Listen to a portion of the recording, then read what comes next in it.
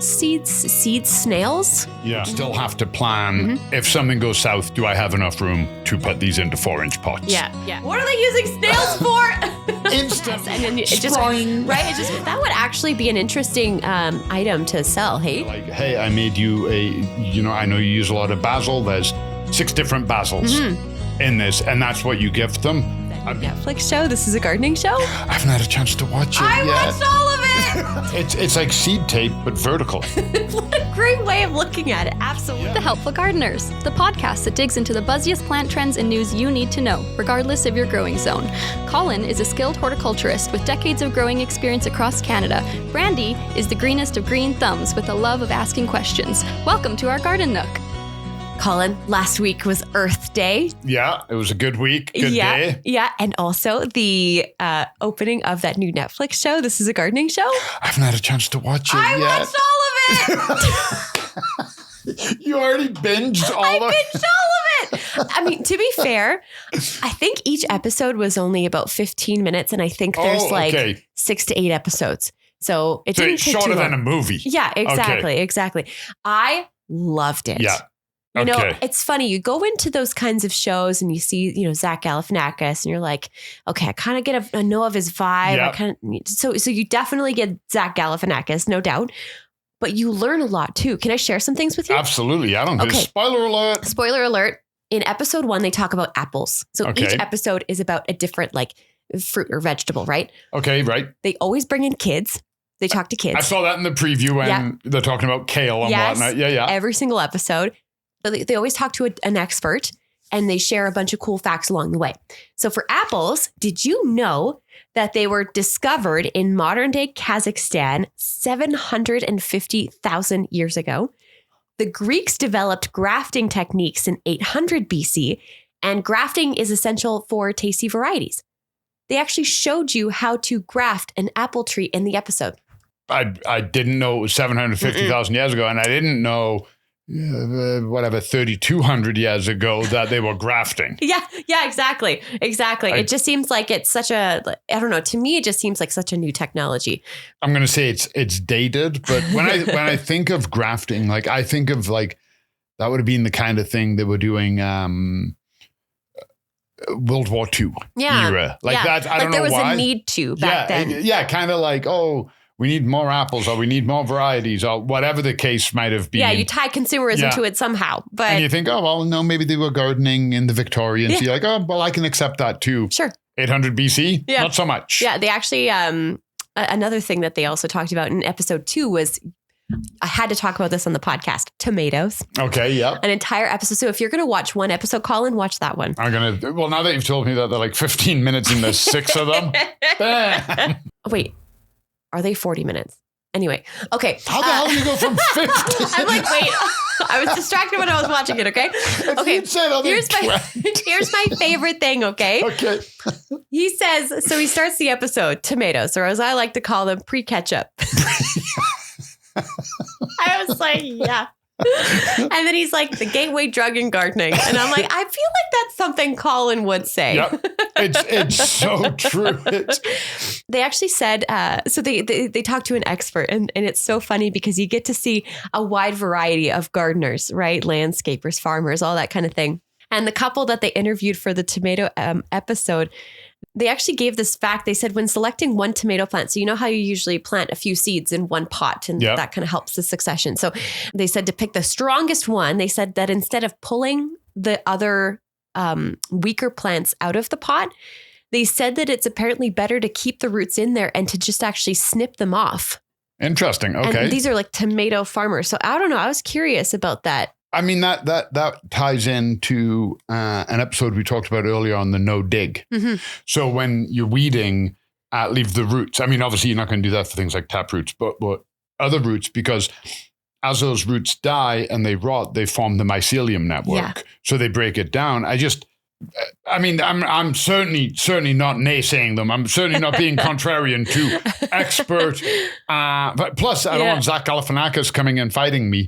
But normally, when you're culling your tomatoes, well, when I do them, they're not that big. Yeah. So I wonder, how much of the root is in there to make any impact, good or bad. Yeah, that's true. That's true. I guess it depends on when you're pulling it out, right? Yeah, exactly. Yeah. So, but if they say it's better, I will defer to them. I don't know. Something interesting to try if you want to try it this year. They also talked about determinate versus indeterminate, and they used words that I never really thought about before, but they said determinate are bush-like and indeterminate are vine-like. So they'll start producing from like the bottom of the plant, and then they'll just keep producing along the vine throughout the season. Whereas determinate, the bush-like, they'll all kind of produce at the same time. And I never thought about tomatoes that way before. The vast majority of the time when we talk determinate and indeterminate, it's more a focus on space and height and control. Like, I don't want to prune my tomatoes. Okay, then you want to go determinate. Yeah. Never really bring the fruiting side into it. Right. Because that's a whole other aspect. Where you're like, well, space isn't a problem, but how fast they ripen or appear is a problem. Yeah. Interesting. Yeah. And then they also talked about this one variety that these farmers had created called Viney Winey. I thought that name was great. It's obviously an indeterminate Viney, but they said that it actually tastes better the hotter it gets. They developed this tomato sort of like as climate is changing and the world's getting warmer. They actually found a way to create this tomato that the hotter it gets, the better it tastes. And they actually tasted it. And apparently it blew Zach's mind. So basically that tomato will taste better if you're growing it in Scottsdale, Arizona, as opposed to Brooklyn, New York. Yeah, basically. Or say it actually got me thinking about the tomatoes that I'm going to grow this year. And I'm like, I wonder if I grew the same type of tomato plant and I grew one in my yard and then I grew one in my heat sink, if one would taste different than the other. Because I think you'd have to be aware of what you are doing and you'd have to try them at the same time. Because I've definitely grown tomatoes in a pot where it's a little bit cooler. Sure. But I don't know. It's kind of an interesting thought for this year. I would never have thought that would make a difference. Make a difference to how fast they grow or how much fruit you get. Yes. But flavor profile? But never thought about flavor, right? No. And then one more fun fact for you before we move on. They said that in 18th century, aristocrats were dying from eating tomatoes. So they kind of coined the term poison apples. And what they actually found, like years later, they said that the acid in the tomatoes were absorbing the lead from the pewter plates, and that's why they were dying. Isn't that amazing? I never would have thought about that. I would have thought that they weren't using lead then, because the Romans were using lead. Yeah, but I guess pewter plates, it was absorbing whatever was in the pewter plates. Oh my God. Yeah. So the tomato got the bad rap. Yeah. Should have been called poison plate. Well, eventually they did, yes. But yeah, that was, this is a gardening show, which is now available on Netflix. Thought we would share that for you. So 15-minute episodes. Or 40. No, I actually checked it. It's 15 minutes. I don't know why I do this to myself. Believe in myself. Yeah, exactly. Never second guess. Anyway, so for this week's episode, or for today's episode, a friend of the show and actually works downstairs. Her name's Ellen. And she came up to me and she's like, I'm trying something new in my garden this year. Seed starting, and she's doing what's called snails. Yeah. No. I sent this to you and you were like, what are they using snails for? Instantly angry. Instantly angry. like, okay, what the hell is snail extract? No, it's so cool. I'm wondering like exactly that. Like, the mucus from snails actually is proven to make your tomato. And I'm like, oh my God, here we go again. It's like the dog hair. Yeah. And then I actually read the article, which is massively important. Yes. And yes, I was like, oh. Yeah, and actually Ellen shared this picture with me and she's grown a whole bunch of stuff. She's grown, is that Ellen's own? This is Ellen's. Okay. And she's got pumpkin growing. That's kind of the big one there that you see. And then a bunch of little guys, mostly just, vegetables and whatnot that she's decided to grow. But I decided to look into this a little bit and I thought we could talk about it this week because I think seed snails is a really interesting way to save space. It's like seed tape, but vertical. What a great great way of looking at it. Absolutely. Absolutely. So if you're not watching today's episode, just imagine like sort of like a roll of toilet paper, but there's seedlings coming out of it. I would have said cinnamon bun. Or a cinnamon bun sounds much more appetizing. No, in all fairness, seeds would grow better in toilet paper than they would in a cinnamon bun. Cinnamon buns are way better.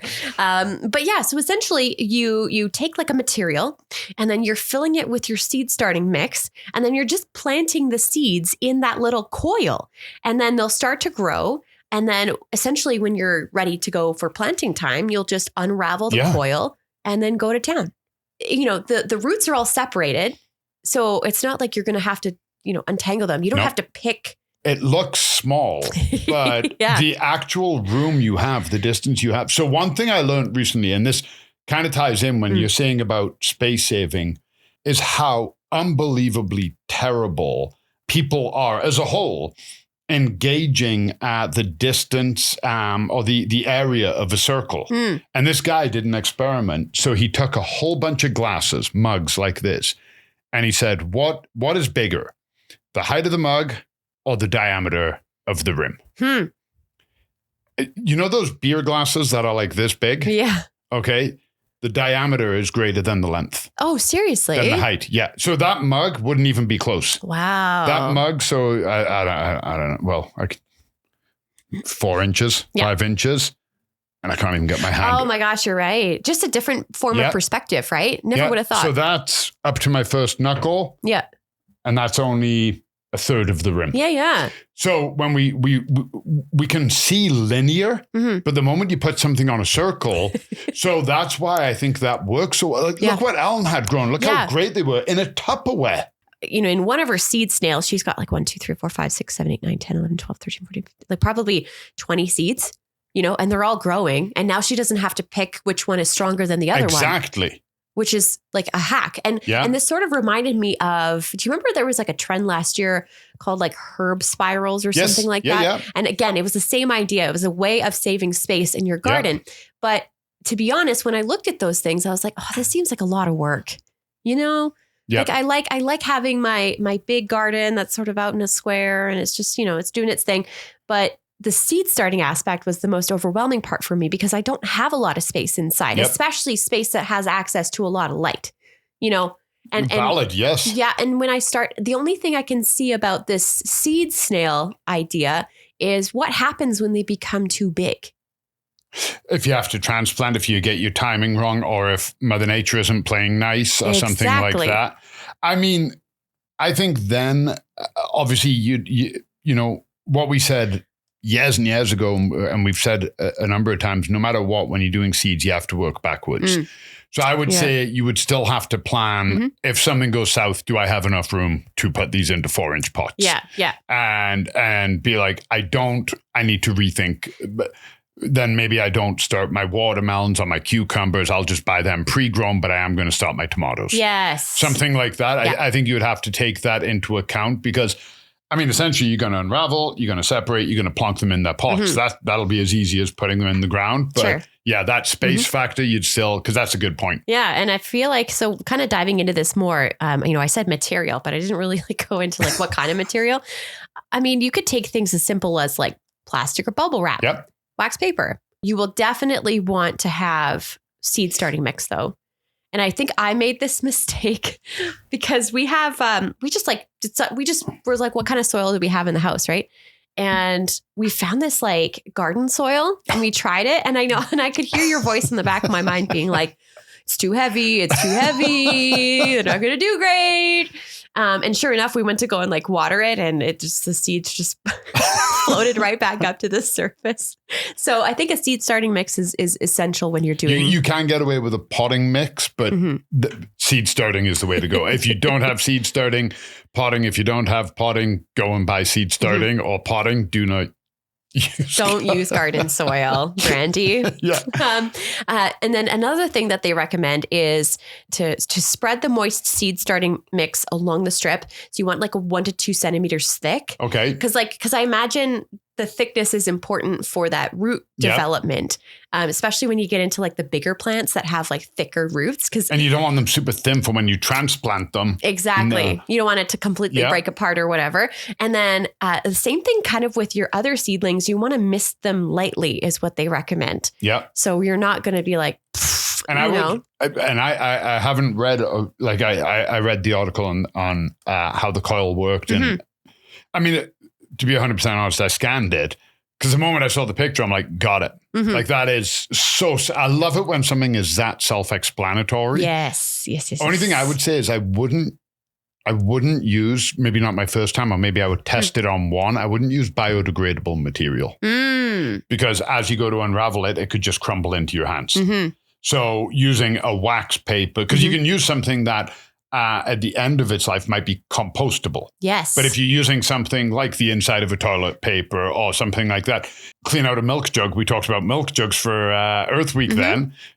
Use a Tetra Pak milk thing and cut a strip out of that. That's nice and firm. That obviously can take moisture. So, but I wouldn't use something like just cardboard. Yes. And what I also found was interesting is they put a rubber band around their seed snail to kind of keep it together. Because that was another question I had is like, okay, so you've rolled it up and you did all the things. And exactly. And then the roots start growing and then you end up with this mess. And then it just crumbles right in front. You're like, I spent all this time trying this new thing. And then you get discouraged, right? So doing like a little rubber band might help as well. Oh, you know what you could do too? Sorry, my brain's just going, this would be something 100% for you, not me. Use something ornamental. I don't know, something with a pretty pattern on it. Yeah. And then tie a ribbon around it and give somebody a seed snail gift. Oh, that's cute. And then the ribbon holds it together instead of just an elastic or, some garden twine or something more earthy. What a great Earth Day gift. You could give them like a herb bouquet. And the bouquet sprouts from the seeds. And you've got some basil and rosemary and mint or whatever you want, all growing in the same thing. Right? And then you drop it on top of your spiral. No, I'm making that part up. You got your herb spiral in your garden. See? But no, if you created one and you made it all earthy and give that, because right at Earth Day, perfect time to start having your seeds at a good height. Yeah. And you gifted somebody that. Yeah. Mother's Day, there you go. Right. That's coming up. I would totally give that to my mom. Yeah. I've always found this, when you give somebody a gift of maybe not a house plant so much, but a tomato or herbs, they will remember you all season. Because every time they eat the tomato, every time they use the herbs, they're always like, oh, Brandi, give me this. And there's like that warm fuzzies with it. I love that perspective because I know definitely some people I've given plants to and they're like, oh no, Brandi's going to hate me if I kill this. Yeah. And that's because you give a house plant and people are like, oh, okay, what am I going to... But you know that somebody's a gardener. You know that they grow it. And you're like, hey, I made you I know you use a lot of basil. There's 6 different basils in this. And that's what you gift them. I'd be over the moon with a simple gift like that. That would mean so much to me. Totally. Me too. Some other kind of problem things I'd love to discuss is, the whole growing one type of seed in one seed snail at a time. I think it can be easy to be like, oh, I'm growing 5 different types of tomatoes. But there's a reason why we have plant stakes when we're doing our seeds. But can you imagine if you were like, I'm going to put 3 habanero peppers, 3 ghost peppers, 3 whatever. And then you kind of go along the seed snail and you're like, I have no idea what's growing. You would literally, you'd have to like draw it and then be like 1, 2, 3 jalapeno, 1, 2, 3 scorpion. Yeah, right? Exactly. So maybe keeping it simple, just doing like if you're doing peas. Totally valid. Yeah. Right. Just like, okay, I'm doing one type of, in this seed snail, there's one type of plant and that is it. Unless you're doing something that is unbelievably obvious, like you're growing tomatoes, peppers, and cucumbers in the same snail. Yeah. Then and as long as it's only one type of tomato, pepper, and cucumber, because then you know what your tomatoes, pepper. But yeah, you're right. If you're doing 5 different tomatoes, and then they all start growing. You're like, yay. I have no idea what I have. Which is fine if you're just like planting them in pots after you don't really care. Seed snail surprise. At your local garden center. That's what we're calling it. That would actually be an interesting item to sell, hey? Yeah, just seed snails. Just sell them to anyway. Yeah, it's our idea. It's not Alan's anymore. It's us. That Tupperware was mine. I know we kind of talked about this in an earlier episode about like, humidity and moisture and that kind of thing. I feel like with seed snails, really keeping an eye on the moisture level is important because you're not using as much soil, in my opinion, as you would be with, an actual like seed tray. Like there's so much soil, right? So a lot of moisture to draw on. When we plant in the traditional cells, whatever, the little 2-inch ones or the bigger 4-inch ones. Yeah.